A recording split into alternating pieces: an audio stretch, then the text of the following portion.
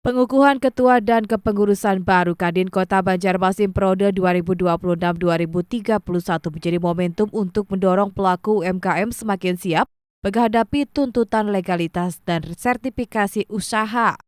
Di bawah kepemimpinan Muhammad Akbar Utomo, Kadin Banjarmasin menempatkan penguatan anggota dan kemudahan legalitas usaha sebagai salah satu fokus kerja, termasuk mendorong kepemilikan nomor induk berusaha atau NIB, yang menjadi salah satu syarat keanggotaan Kadin. Kadin Banjarmasin bahkan menyatakan pengurusan NIB bagi pelaku UMKM melalui Kadin diberikan secara gratis. Namun tantangan yang lebih besar adalah sertifikasi halal.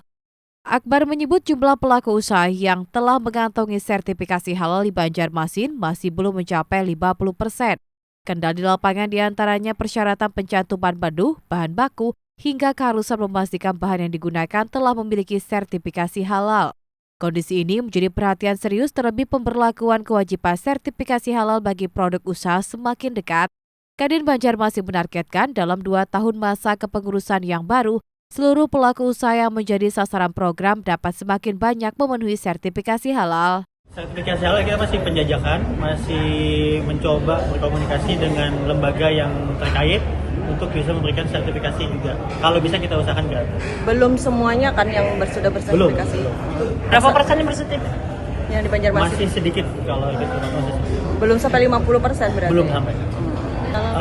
Jadi salah satu persyaratan membuat sertifikasi halal itu memang harus mencantumkan menu-menu yang dijual, terus juga bahan baku ataupun barang-barang yang dipakai itu memang menggunakan yang sertifikasi halal.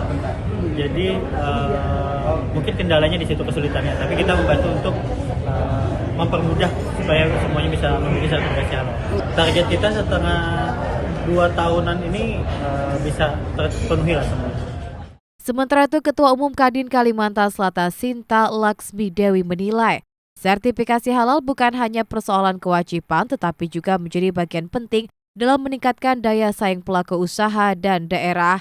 Kadin Kalsel mendorong adanya sinergi antara pemerintah, lembaga sertifikasi, dan dunia usaha agar proses sertifikasi tidak justru menjadi beban bagi UMKM.